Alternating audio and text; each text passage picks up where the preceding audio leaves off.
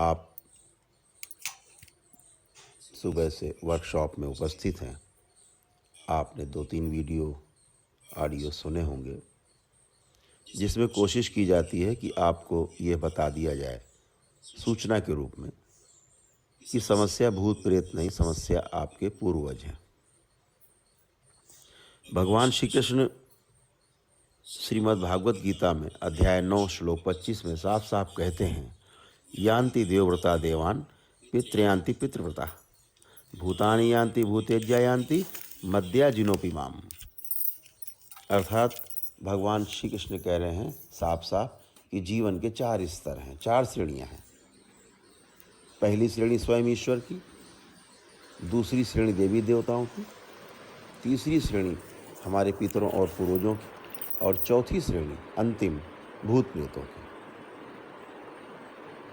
इसमें बहुत ही गौर करने की बात यह है कि भगवान श्री कृष्ण पितरों को और प्रेतों को अलग अलग दृष्टि से देखते हैं। स्वाभाविक भी है, क्योंकि पितरों और प्रेतों का जो बॉडी का स्ट्रक्चर है, केमिकल स्ट्रक्चर जो बॉडी का है प्रेत योनि में, वह भिन्न है। यह जो प्रेत योनि में हमारे पितर भी हैं और भूत भी हैं। भूत प्रेत में अंतर है। भूत और प्रेत एक ही बार में हम लोग नाम लेकर के एक ही समझते हैं। आपको समझना होगा कि भूत वह है जो हमें तंग करता है, यानी किसी दूसरे का पूर्वज है जो हमारी ब्लड लाइन में प्रविष्ट हो गया है और वह हमें तंग करता है, वह भूत है वह भी प्रेत योनि में, लेकिन उसका जो बॉडी का स्ट्रक्चर है वो कमज़ोर हो गया, क्योंकि उसने अपने वंशजों को छोड़ करके दूसरी ब्लड लाइन को हमको चुना, हमारे अंदर प्रविष्ट हुआ है। तो उसका ईश्वरीय व्यवस्था के तहत जो उसकी शरीर है, उसका जो बॉडी है प्रेत योनि में, वह चेंज हो जाती है और एस्ट्रल बॉडी से एथरिक बॉडी में परिवर्तित हो जाती है। मैक्सिमम हिस्सा उसका एथरिक बॉडी में परिवर्तित हो जाता है, वह कमज़ोर हो जाता है। और जो पूर्वज अपने वंशजों के ही ब्लड लाइन में रहते हैं, अपनी आने वाली प्रकृति का जो संदेश है उसका इंतज़ार करते रहते हैं, अपने अगले जन्म का इंतज़ार करते रहते हैं, हमें तंग नहीं करते हैं, वह भी प्रेत योनि में है। लेकिन उनका जो बॉडी का स्ट्रक्चर है वह काफ़ी स्ट्रॉन्ग है, वह एस्ट्रल बॉडी है, सही मायने में वही सूक्ष्म शरीर है। तो वह बॉडी स्ट्रक्चर देखा जाए तो काफ़ी मजबूत है। प्रेत हमारे पूर्वजों से बहुत कमज़ोर है। आपको इसको और थोड़ा ध्यान से समझना होगा। जैसे भगवान श्री कृष्ण ने बताया 4 स्तर, शास्त्र हमें निषेध करते हैं कि हमें भूत प्रेतों की पूजा नहीं करनी है। साफ साफ तामसिक माना गया, अर्थात भूत प्रेतों की पूजा, आराधना और उनको सिद्ध करना केवल इसलिए होता है कि आप किसी दूसरे व्यक्ति को तंग कर सकें, परेशान कर सकें, उसका जीना हराम कर दें। इसीलिए भूत प्रेत की पूजा करके लोग उन्हें सिद्ध करते हैं।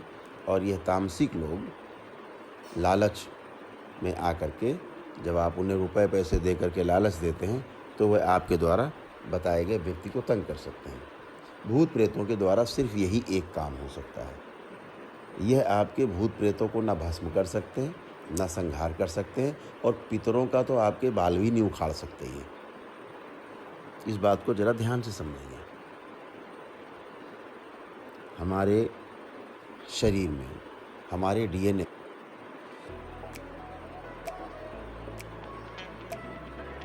Are you sure? Tomorrow dance? Trip होके गिरोगी तो? Dude, I think जाने दो। ईवा डिओड्रेंट्स के अपलिफ्टिंग फ्रेग्रेंसेस, अब फील करो कुछ special. It makes me feel, it makes deodorants. Eva, special happens. के डीएनए में यह भूत निवास करते हैं। किसी व्यक्ति में रहते हैं ऐसा नहीं, यह पूरी हमारी ब्लड लाइन में, हमारे पूरे डीएनए में निवास करते हैं। और डीएनए के अंदर रहने वाले प्रेतों को यह प्रेत देख लेते हैं और आपको बता देते हैं कि आपके अंदर इतने प्रेत हैं, इतने प्रेत हैं। लेकिन यह पूर्वज को देख भी नहीं पाते, कारण यह डीएनए में आपका पूर्वज रहे स्पेस में। तो आप इसको जब ध्यान से देखेंगे, इसीलिए यह ओझा, मौलवी और तमाम बैठ कर के दुकानें चलाने वाले लोग आपके भूत प्रेतों को तो देख लेते हैं, लेकिन आपके पूर्वज को देख भी नहीं पाते। और जिसको देख नहीं पा रहे हैं, उसके द्वारा आपकी चिकित्सा कैसे करेंगे, उससे कैसे बचाएंगे आपको, उसको मुक्ति कैसे देंगे, इस बात को आपको समझना है। यह समस्या व्यक्ति की नहीं होती, पूरे परिवार की होती है। आप गोल गोल घूम के आते हैं, आपका भाई घर में गोल गोल घूम रहा है, झूम रहा है, आप तो पूरा शहर घूम के रात में लौट के आते हैं, हाथ में डबल जीरो होता है। भाई तो आपके घर में झूम रहा है, वो तो थोड़ा कम परेशान है, आप ज़्यादा परेशान हैं। तो आप जब देखेंगे कि समस्या पूरे परिवार में नाना प्रकार से फैली रहती है और परिवार का हर सदस्य अलग अलग तरीके से परेशान रहता है इनके कारणों से, तो जब आपसे यह बात की जाती है कि प्रेतों के द्वारा प्रेतों की चिकित्सा नहीं की जा सकती है, उसके पीछे आप कारण समझ ही गए कि प्रेतों की पूजा, प्रेतों की सिद्धि, ये जो ओझा मौलवी बैठे हैं, ये जो तमाम भूत प्रेत सिद्ध करके बैठते हैं, इसके द्वारा आपके भूत प्रेतों को पिटवा सकते हैं, ये मारपीट कर सकते हैं, आपके पूर्वज के साथ भी मारपीट कर सकते हैं। वो बीच में चिपट जाएंगे तो उनको ही मारपीट थप्पड़ लप्पड़ पड़ जाएंगे, उससे वह आपके जो पूर्वज हैं वह और कुपित हो जाते हैं। उसके बाद फिर आप और तंग होना शुरू होते हैं। इसलिए ध्यान रखें, भूत प्रेतों को सिद्ध करके उनको दारू मुर्गा की बलि दे करके उनके द्वारा आपके भूत प्रेतों की चिकित्सा यह लोग नहीं कर सकते, और पितरों को तो आपके छू भी नहीं सकते। ये जैसे ही आप इनके पास जाते हो, ये थोड़ा मारपीट करवा देते हैं आपके प्रेतों के साथ, वह चिल्लाने लगता है, आप सोचते हो वाह भाई ये तो बहुत बड़ा तांत्रिक है, बड़ा भाई ओझा है, बहुत बड़ा ओझा है। तो मारपीट करना अलग चीज़ है और स्वस्थ कर देना, इन्हें भस्म संहार या मुक्ति देना पूर्वजों को, वह बिल्कुल डिफरेंट चीज़ है। आप इस दरबार में आए, इस दरबार के नियम बिल्कुल गणित जैसे हैं, एकदम गणित जैसे।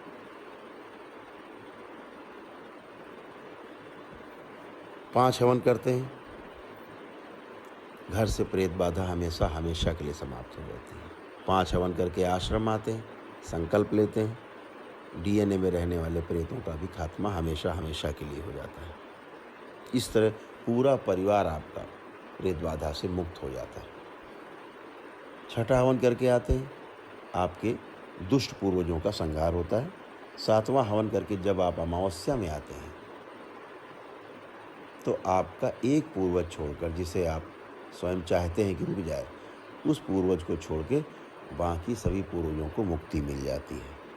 और जो यह एक पूर्वज आपका इस अमावस्या में बचा है, जब आप अगली अमावस्या में आते हैं तो उस पूर्वज को भी मुक्ति मिल जाती है और आपकी ब्लड लाइन हमेशा के लिए आपका डीएनए शुद्ध हो जाता है। यानी दूसरी अमावस्या में पूरी तरह से मुक्ति हो जाती है। और ये होता क्यों है?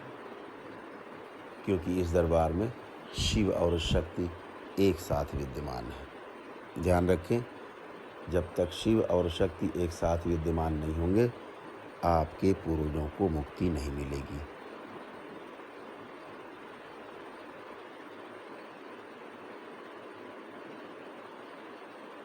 ये है मिस 70%, डेडिकेशन 100%, कल करे but performance, ambition 100%, but performance, motivation 100%, तो क्यों रह जाती है ये मिस 70%? कारण पोषण की कमी। रोज के खाने से मिले सिर्फ 70% तक विटामिन और मिनरल्स। बाकी के लिए नया सुपरडिन डेली 5 गुना जिंक और 12 विटामिन के साथ, यानी ज्यादा एनर्जी और इम्यूनिटी। खाने के साथ सुपरडिन।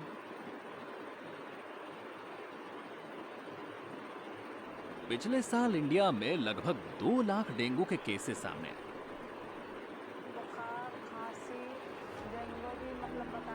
लेकिन कई परिवारों के पास इस महामारी से लड़ने का कोई तरीका नहीं है। ऐसे जरूरतमंद परिवारों की मदद करने के लिए ऑल आउट ने इस साल उठाया है एक ठोस कदम। इन परिवारों को डेंगू के बारे में शिक्षित करके कि वो खुद को डेंगू से कैसे बचा सकते हैं। और आपके जबरदस्त सपोर्ट की वजह से हम 20,000 से भी ज्यादा परिवारों की मदद कर सके और हमने इन्हें ऑल आउट के प्रोडक्ट्स डोनेट किए। आप सभी का बहुत बहुत धन्यवाद।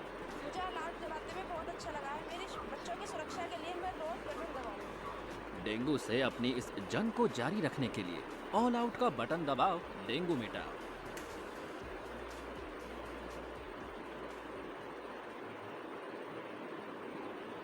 और परिवार का कोई भी एक सदस्य, यह नहीं कि 4 भाई हैं और अलग अलग रहते हैं चारों, एक दिल्ली, एक मुंबई, एक मद्रास, एक कलकत्ता में, या कोई विदेश में रहता है तो सबको अलग अलग हवन करना पड़े, ऐसा बिल्कुल नहीं है। एक व्यक्ति भी पूरे डीएनए में, अगर आपके 50 मेंबर्स हैं पूरे परिवार में, खानदान में, और कोई उनमें से एक व्यक्ति भी दरबार का सिद्ध हवन करता है, उसके द्वारा 49 लोग अपने आप प्रेत बाधा से मुक्त हो जाते हैं। ऐसा अद्भुत है। एक 10 साल का बच्चा भी हवन करता है, भूत प्रेत तो ऐसे ही मार लेता है वो। 5 हवन में भूत प्रेत खत्म। 10 साल का बच्चा भी इस हवन को कर सकता है। इस हवन में ना कोई मंत्र जाप है, ना कोई तंत्र करना है, कुछ भी नहीं, ना बार बार आहुति डालने का झंझट है। एक बार हवन में अग्नि देनी, चुपचाप बैठ जाना है, भगवान शिव, माताओं के भजन आप लगा दें, सुनते रहें। 1.5 से 2 घंटा, 2.5 घंटे तक हवन अपने आप चलता रहता है और आपके भूत प्रेत अपने आप समाप्त हो जाते हैं। इसके बाद आपको एक बात और समझनी है, ब्लड लाइन। आप सोचते कहाँ से आते हैं इतने भूत प्रेत, जाते कहाँ? अभी आप ओझा तांत्रिक के पास जाते हैं, मारपीट करता है, वो तमाम तरह से प्रताड़ित करता है, शारीरिक रूप से पकड़ के प्रताड़ित करता है, शारीरिक रूप से पकड़ करके मारता है, प्रताड़ित करता है और आपके प्रेतों को कष्ट देता है, तो वह प्रेत जाएंगे कहाँ? आपको रहस्य की बात बताता हूँ। भूत प्रेतों को आपके शरीर में घुसने का रास्ता तो पता है, ध्यान से सुने, लेकिन एक बार घुस जाने के बाद भूत प्रेत को आपके शरीर से निकलने का रास्ता नहीं पता होता। उसके बाद जब ये ओझा तांत्रिक उसके साथ मारपीट करते हैं तो वह तंग होकर के इतना ही करता है कि आपकी ब्लड लाइन चेंज करके क्रॉस ब्लड लाइन में एंट्री कर जाता है। क्रॉस ब्लड लाइन कौन सी? आपकी पत्नी का मायका, आपकी माता का मायका, आपकी दादी का मायका, आपके परिवार में रहने वाली तमाम स्त्रियों का मायका, जो शादीशुदा हो स्त्रियाँ आपके परिवार में हैं, उनका मायका। यह क्रॉस ब्लड लाइन है, यह एक ईश्वरीय व्यवस्था है। क्रॉस डीएनए में प्रवेश करके कुछ दिन मार रहता है, लेकिन फिर से लौट आता है जहाँ पर वो पहले रहा करता था, आपके भाई, पत्नी या बहन, जहाँ पर भी आपको परिलक्षित होता था, आपको दिखाई देता था, वह हिलता जुलता था, तो आपको पता लग जाता था। फिर से वापस उसी ब्लड लाइन से, क्रॉस ब्लड लाइन से जब मामला शांत होता है, फिर आ जाता है। 10-15 दिन में, महीने, 2 महीने में आप फिर पहुँच जाते हैं। मुल्ला जी प्रेत फिर आ गया। अरे भैया, प्रेत गया कहाँ था? जाएगा कहाँ प्रेत? जाने का कोई जुगाड़ ही नहीं है। जब तक ये भूत प्रेत भस्म या संहार नहीं हो जाते, आपके पूर्वज मुक्ति नहीं पा जाते, अर्थात इन लोगों को प्रेत योनि से छुटकारा मिलकर दूसरी योनि में जन्म नहीं मिल जाता, तब तक यह आपका साथ नहीं छोड़ते। आप सर के बल उल्टे खड़े हो जाएं, कुछ नहीं हो सकता। और यही कर करके झाड़ फूक करके आप तंग हो गए और आप अभी तक झाड़ फूक करवाते चले आ रहे हैं, कोई लाभ नहीं होता। क्यों? समस्या कोई है, इलाज आप कोई कर रहे हैं। समस्या भूत प्रेतों की नहीं, समस्या पूर्वजों की है। अभी आपको लगता है कोई है जो गला दबा रहा है, कोई गला वाला दबाने के लिए नहीं बैठा है। किसी को शक्ति नहीं मिली ईश्वर की तरफ से कि कोई सूक्ष्म शरीर आपका गला दबा दे। ध्यान रखें, किसी का गला दबा के मारा गया है या फांसी लगाई है उसने, उसका गला दबता है। जब वह आपके शरीर पर पूरा आता है तो आपको ऐसा लगता है कि आपका गला दब रहा है। किसी व्यक्ति की गोली मार के हत्या हुई है, जिस अंग में उसके गोली लगी है, जब वह व्यक्ति आपके पूरे ऊपर शरीर में आता है वह जीवन, तो आपको लगता है उसी स्थान पर बिल्कुल जान निकली जा रही है, कोई अंग कटा जा रहा है, फटा जा रहा है, जला जा रहा है। कोई जहर खा के मरता है तो आपका शरीर काला पड़ने लगता है, जगह जगह नील पड़ने लगते हैं, ठप्पे पड़ने लगते हैं, आप उल्टी करते हैं बार बार, आपको बार बार उल्टियाँ आती हैं। कोई व्यक्ति उल्टियाँ कर करके ही मरा है, बुखार में मरा है। तो Wait. Hair fall की tension? How's this? Nice. Dress nice, hair fall not nice. Hair fall? Solution है ना? इतना rush, Rashmika Kartik, you're sarcastic. तू ये ले, मेरा वाला नियन। Wow, Very smart. सीमित तो है। Wow skin science onion hair oil, cold pressed onion black seeds the oil आपको इतना प्योर, बाल बने 10x स्ट्रॉन्गर, मतलब हेयर फॉल की जीरो टेंशन। अरे वाह। वाह नहीं, wow. Wow skin science onion hair oil, hair fall की जीरो टेंशन।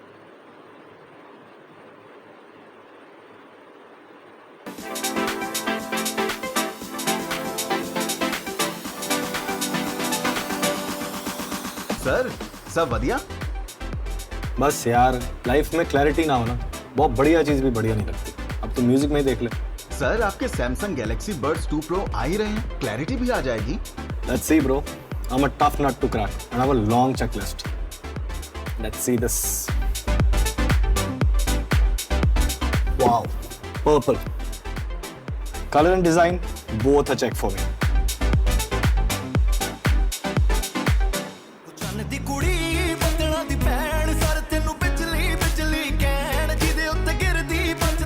और ये डांस करते वक्त भी नहीं करते। Awesome, comfortable, so comfort and fit checked. क्योंकि ये देता है full clarity with 24-bit hi-fi sound. मजा आ गया। Immersive 360 audio with Dolby Atmos. ऐसा लग रहा है गिटार इधर बज रहा है ते बैकग्राउंड च ड्रम्स बज रहे हैं। Wow, it's superb. मेरी लाइफ में तो क्लैरिटी आ गई है। What about you?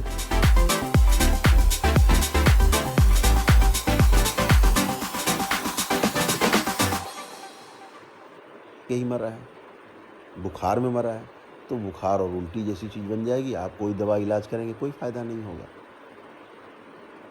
तो ऐसे आप ये समझें कि कोई किसी का गला नहीं दबा रहा है, कोई गला काट के मारा गया है।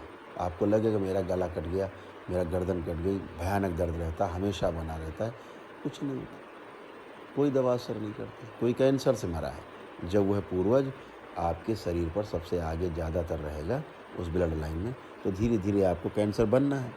उस कैंसर से आपको दुनिया की कोई ताकत बचा भी नहीं सकती। कैंसर बनना ही है।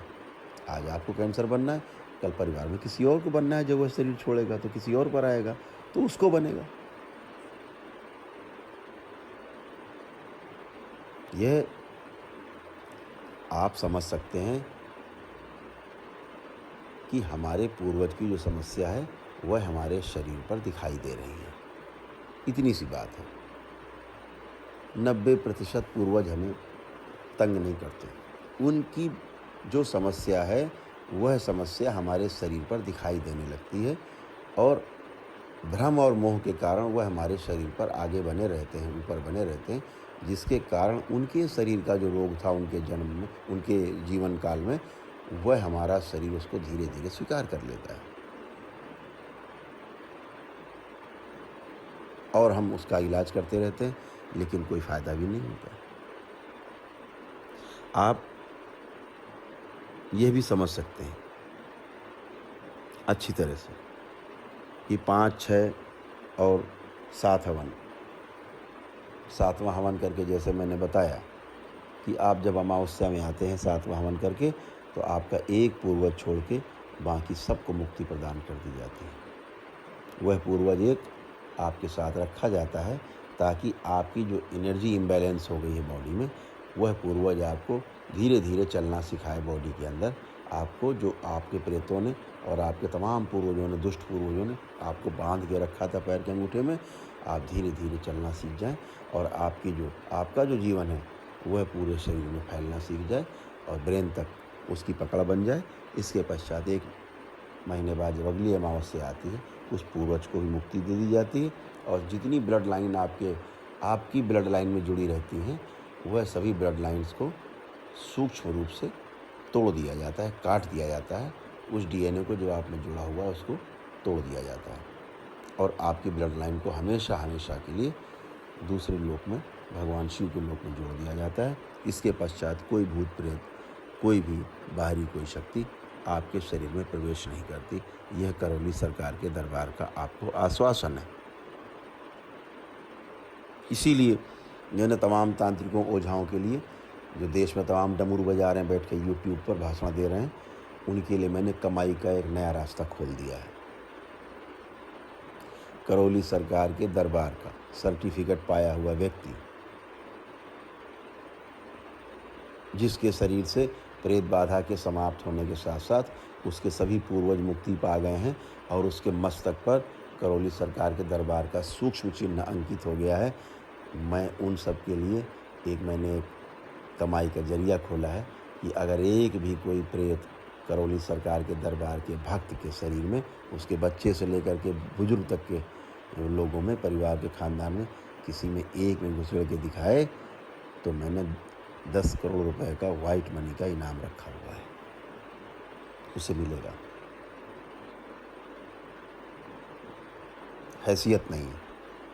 यह दरबार भगवान भोलेनाथ और माता कामाख्या का दरबार है और जिसे सजाया है हमारे परम पूज्य गुरुदेव पंडित श्री राधा रमण जी मिश्र और हमारी परम पूज्य गुरु माता माँ कामरू कामाख्या ने। एकदम खुला खुला है। इस दरबार के नियम बिल्कुल गणित जैसे हैं।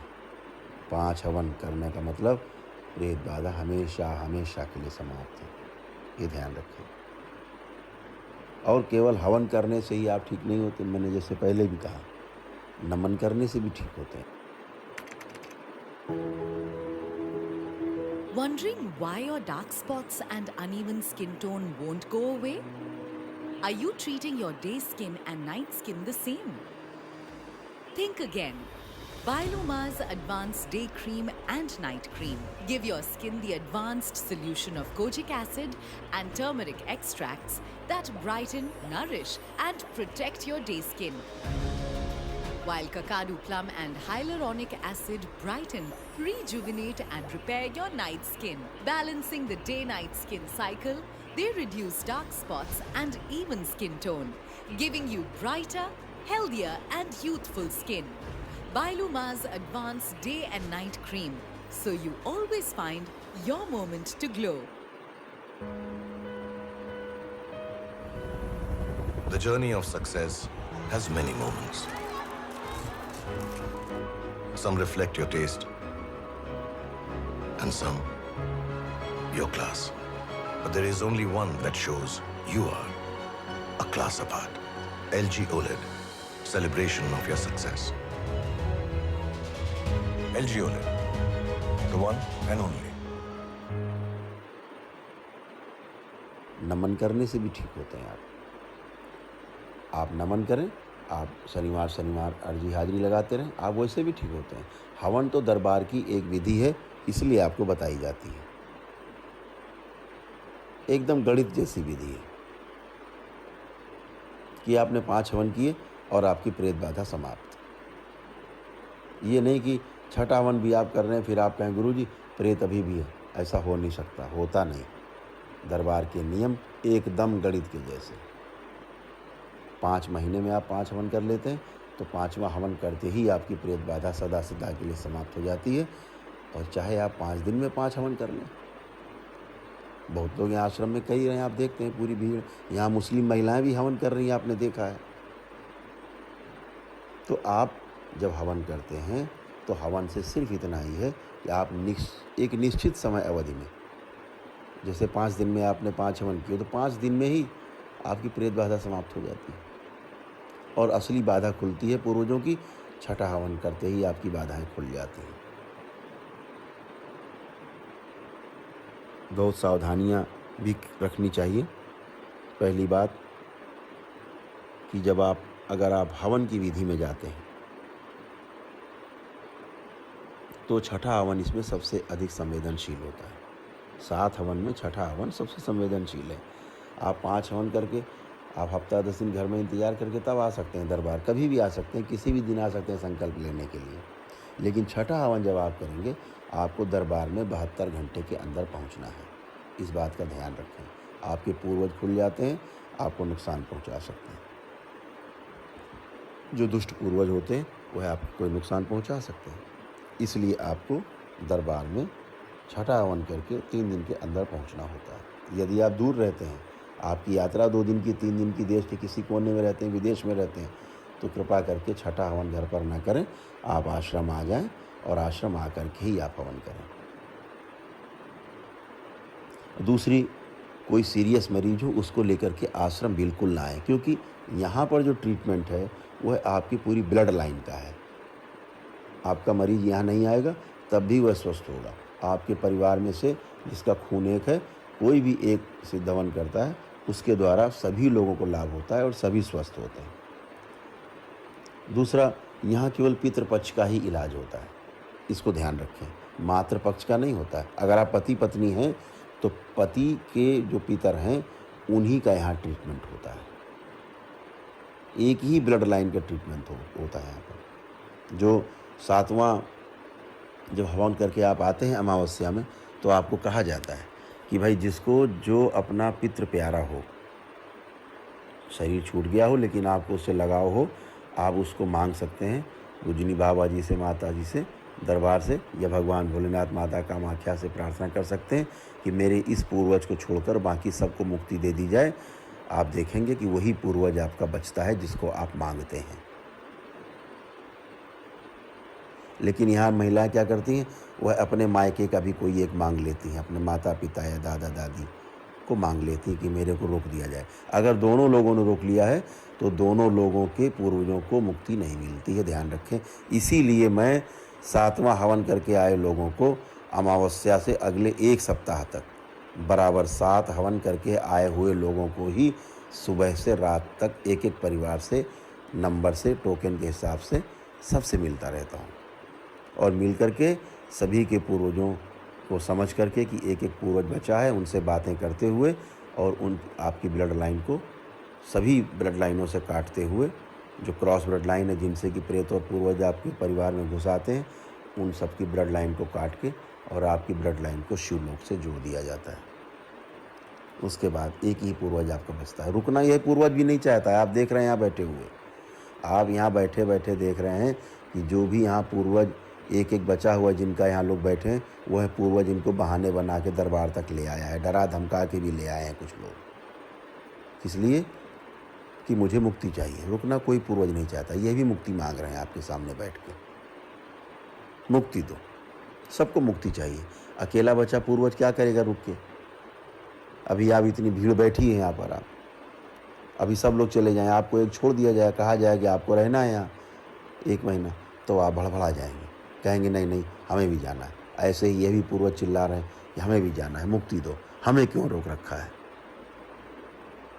तो इस बात को अभी इससे भी ज़रा बुद्धिमानी की बात, जब एक पूर्वज रखा जाता है तो आपके शरीर की सुरक्षा रहे, आपकी मृत्यु ना हो जाए जिसको पेशी सवारी आ रही है, इसलिए रखा जाता है। तो कुछ लोग ज़्यादा बुद्धिमान आ जाते हैं। अभी इस अमावस्या में 2 बड़े बुद्धिमान परिवार आ गए।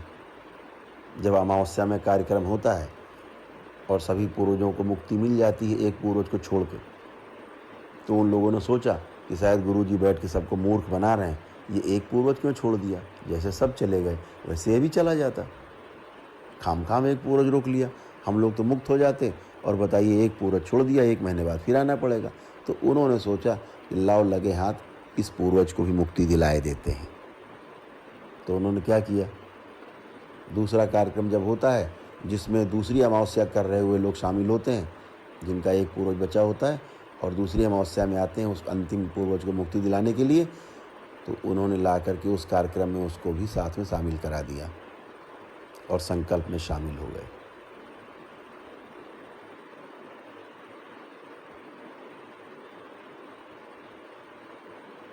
करा दिया और संकल्प में शामिल हो गए।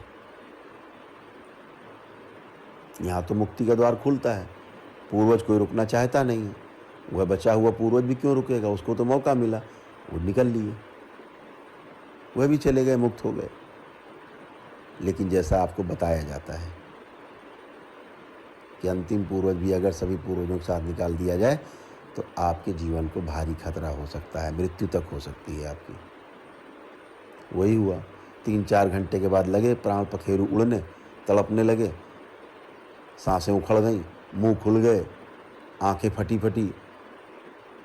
धड़क रही, धड़ाधड़, कोहराम मच गया। पहले से दिल में तो चोर था ही उनको पता था कि दरबार द्वारा बताया जाता है बार बार कि कृपया इस कार्यक्रम में वह लोग शामिल ना हो जिनका आज ही एक पूर्वज छोड़ा गया है, एक पूर्वज बचा है, वह लोग शामिल ना हो। तो दिल में तो चोर था ही, तो तुरंत लगे चिल्लाने, गुरुजी गुरुजी गुरुजी गुरुजी, ये मर रही, देख लीजिए मर रहे हैं। देखा गया तो पूछा, भाई पूर्वज कहाँ गया? बोले गुरुजी गलती हो गई, हमने ले जा करके दूसरे वाले कार्यक्रम में इनको लिटा दिया कि ये भी निकल जाए पूर्वज और हम घर जाएं, अगली अमावस्या मुझे ना आना पड़े।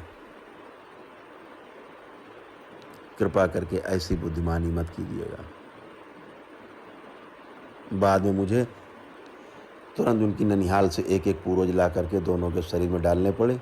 जैसे ही पूर्वज डाले गए वैसे उठ के बैठ गए तुरंत ये लोग। ध्यान रखें, ऐसा कभी भी ना करें, अपनी जान से मत खेलें। दरबार द्वारा जितना बताया जाता है आपको सत्य ही सत्य बताया जाता है, असत्य का कहीं पर इसमें कोई लाभ नहीं, कोई नाम नहीं, असत्य बोलने का कोई कारण भी नहीं, यह ध्यान रखें। असत्य बोलने का कोई कारण नहीं। दरबार द्वारा यहाँ कोई व्यापार नहीं चल रहा। जो भी आप सिद्धवन की किट लेते हो, एक किट पे करीब 1282 रुपये के आसपास टैक्स आता है, जिसमें जीएसटी, इनकम टैक्स सब शामिल। यहाँ कोई चोर बाजारी नहीं होती, ना धर्म के साथ, ना आपके साथ, ना सरकार के साथ। यहाँ कोई व्यापार नहीं चल रहा कि आप हवन करें ही, बिना हवन किए भी आप ठीक होते हैं। जैसा मैंने पहले कहा, यहाँ तो लोग आकर के एक दिन में ठीक होके चले गए। उन लोगों ने बाद में हवन किए, 1 साल बाद आकर के हवन किए उन्होंने। 50-50 साल की समस्या, लेकिन वह आपके भक्ति भाव के ऊपर है, आपके विश्वास के ऊपर है, दरबार के प्रति श्रद्धा के ऊपर है। जैसे जैसे आपकी श्रद्धा बढ़ती जाएगी, आपका विश्वास बढ़ता जाएगा, वैसे वैसे आप स्वस्थ होते जाओगे। इसमें कौन सी बड़ी बात? यह तो दरबार है, यह तो दरबार है भगवान भोलेनाथ का, माता कामाख्या का, जहाँ हमारे गुरुदेव और हमारी गुरु माता की अदृश्य शक्तियाँ इस दरबार में कार्यरत रहती हैं, भक्तों का कल्याण करती हैं, आपका मंगल करती हैं। तो ध्यान रखें, बहुत बुद्धिमानी दिखाने की आवश्यकता नहीं, एकदम बच्चा बनकर अपने ट्रीटमेंट कराने की आवश्यकता है। जितना ही आप श्रद्धापूर्वक अपना चिकित्सा करेंगे, उतना जल्दी आप ठीक होने वाले हैं। आपके साथ आपका परिवार भी स्वस्थ होता है। आप ही नहीं स्वस्थ होते हो, आपका पूरा परिवार स्वस्थ होता है। तो समस्या को समझकर अपना चिकित्सा अपनी करें, बगैर समस्या को समझे चिकित्सा कतई मत करें। मैं बार बार कहता हूँ, पहले वर्कशॉप ज्वाइन करें। यहाँ प्रतिदिन वर्कशॉप प्रातः शुरू होती है 10 बजे से, और जो कि वर्कशॉप 2 बजे तक चलती है। इस वर्कशॉप में आपको हिस्सा लेना होता है। जो 7 हवन करके आए लोग होते हैं, एक अमावस्या कर चुके होते हैं, उनको प्रतिदिन यहाँ पर आकर 10 बजे से 1 बजे तक देखा जाता है और उसके बाद शाम को 5 बजे से 7 बजे के बीच में देखा जाता है। प्रतिदिन उनसे मुलाकात की जाती है, उनकी समस्याओं का निवारण किया जाता है, निराकरण किया जाता है। तो ध्यान रखें, आप 7वां हवन करके अमावस्या में आएँ तो थोड़ा समय लेकर के आएँ, क्योंकि भीड़ ज़्यादा होने के कारण जब भी आपका नंबर आएगा आपको देखा जाएगा, तो आपको मिल कर के ही जाना है। ये सावधानी रखनी है ताकि यह आपका क्लियर हो सके कि आपका संकल्प पूरा हुआ है कि नहीं, एक ही पूर्वज शेष बचा है कि नहीं, या कि आपके सभी पूर्वज बैठे हुए हैं आपकी गलती के कारण या आपके कमज़ोर संकल्प के कारण। तो बगैर मिले कृपा करके ना जाए। और यदि आपने 7 हवन नहीं किए हैं तो कृपा करके अमावस्या के कार्यक्रम में बिल्कुल मत आएँ। असुविधा होगी आपको भी और दरबार को भी। एक अंतिम आपसे आग्रह करना चाहूँगा। पहली बात तो मैंने आपको बता ही दिया, हवन करें या नमन करें। कृपा करके यहाँ दरबार में मेरे या किसी अन्य व्यक्ति के किसी के पैर न छुएं। आपको पैर छूना है, आपको अपनी श्रद्धा और भक्ति को प्रदर्शित करना है। आप परम पूज्य गुरुदेव के पैर छुएं, बाबा जी के, परम पूजनीय गुरु माता जी के पैर छुएं, भगवान भोलेनाथ के पैर छुएं, माता कामाख्या के पैर छुएं, अन्य देवी देवता गणों के पैर छुएं। आपको उनसे कुछ मिलने वाला है। मैं कोई ओझा, कोई तांत्रिक नहीं हूँ। मैं भी आप जैसा एक साधारण व्यक्ति हूँ। जैसे आप हैं वैसा ही मैं भी हूँ। आप मुझे ये ना देखें कि मैं यहाँ ऊंचे सोफे पर बैठा हुआ हूँ, हाथ में छड़ी लेकर बैठा हूँ, तो आप मुझे कोई विशेष व्यक्ति समझ लें। दरबार के लिए आप सभी विशेष हैं। जैसे आप हैं वैसा ही मैं हूँ। तो कृपा करके आप मुझे अगर दूर से प्रणाम करेंगे, मैं मान लूँगा कि आपने मेरे चरण छू लिए। मैं आप में सब में देखता हूँ, बहुत श्रद्धा आप सबके हृदय में रहती है मेरे प्रति। दरबार के प्रति आपकी श्रद्धा बहुत है। मैं दरबार का मुखौटा हूँ, मैं ही सामने आपको दिखता हूँ। स्वाभाविक है आपका मुझसे प्रेम होना। मैं भी आप सबसे बहुत प्रेम करता हूँ, हृदय की गहराइयों से आप सबसे प्रेम करता हूँ और बार बार अंदर से प्रार्थना करता हूँ कि आप लोग और आपका परिवार जल्दी स्वस्थ हो। मैं यहाँ दरबार में बाहर आश्रम में निकलने से डरता हूँ। अंदर आश्रम में घूमने से आप सभी लोग पैर पकड़ लेते हैं, फिर तो 100 कदम की दूरी आधे घंटे में तय होती है। बहुत लोग तो बिल्कुल लेट जाते हैं, पैरों में एकदम ज़मीन पर लेट जाते हैं, साष्टांग लेट जाते हैं, कपड़े ख़राब कर लेते हैं अपने। ये बिल्कुल उचित नहीं है। इतना सम्मान मत दीजिए, हम लोग इस सम्मान के लायक नहीं हैं। इतना सम्मान मत दें कृपा करके। मुझे भी लगता है कि आप लेट गए, मेरे अंदर भी इतनी श्रद्धा पैदा होती है जब आप मेरे चरणों में लेट जाते हैं। मुझे ऐसा लगता है मैं भी आपके चरणों में लेट जाऊं।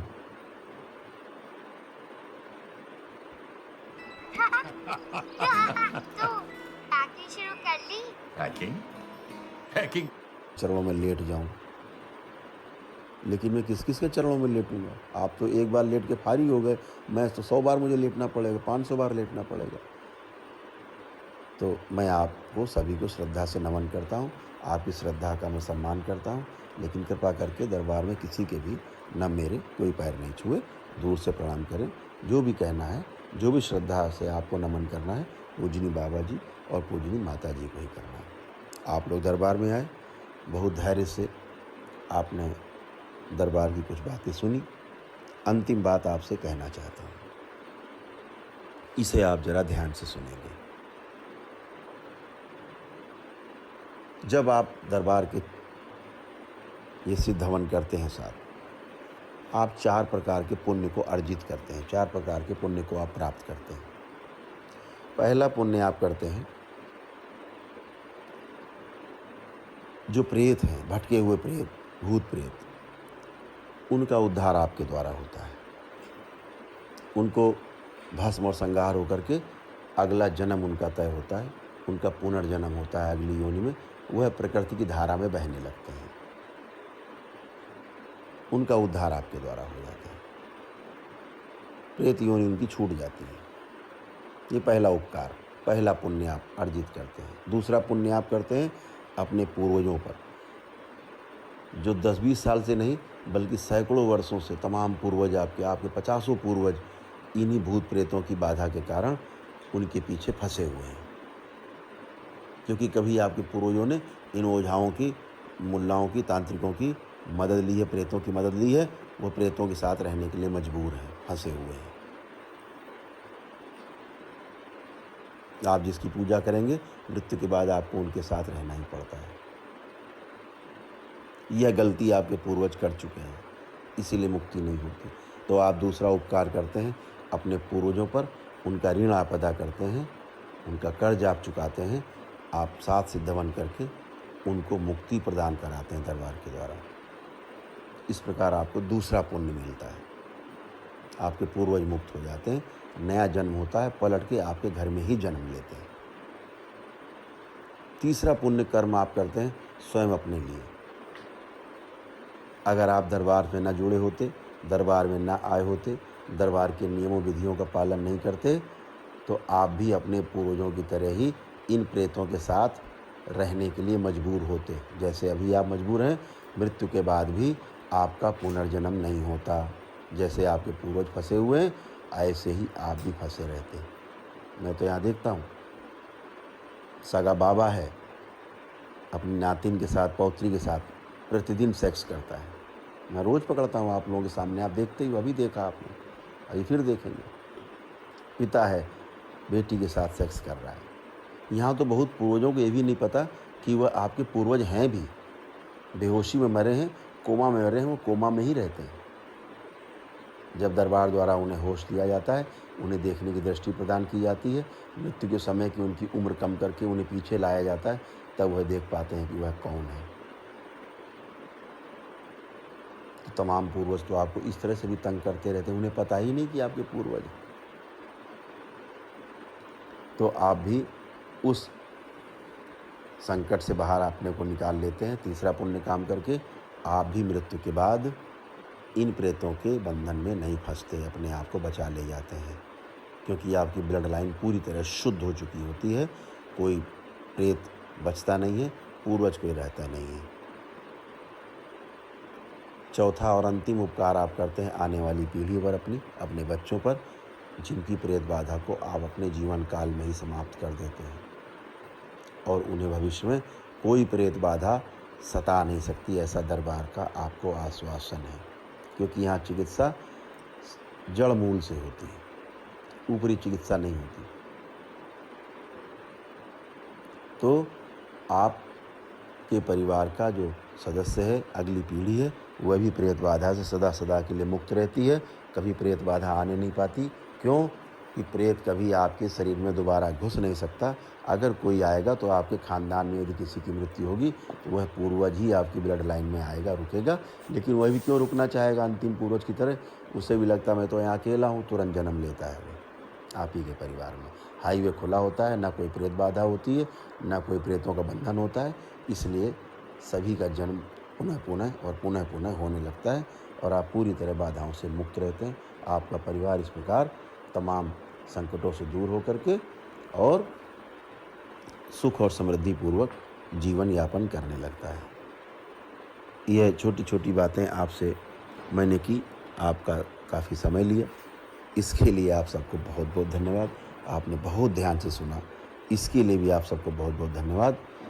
परिवार के स्वास्थ्य की कामना करता है, स्वस्थ होने की कामना करता है, तमाम मंगल कामनाएं आप सबको प्रेषित करता है।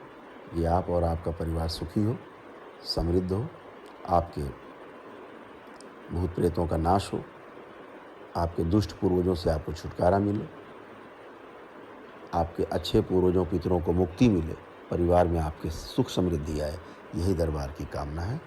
बहुत बहुत धन्यवाद। हरिहर।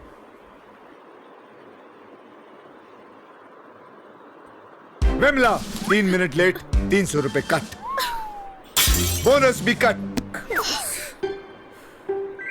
आज से ये नया वाला फॉर्च्यून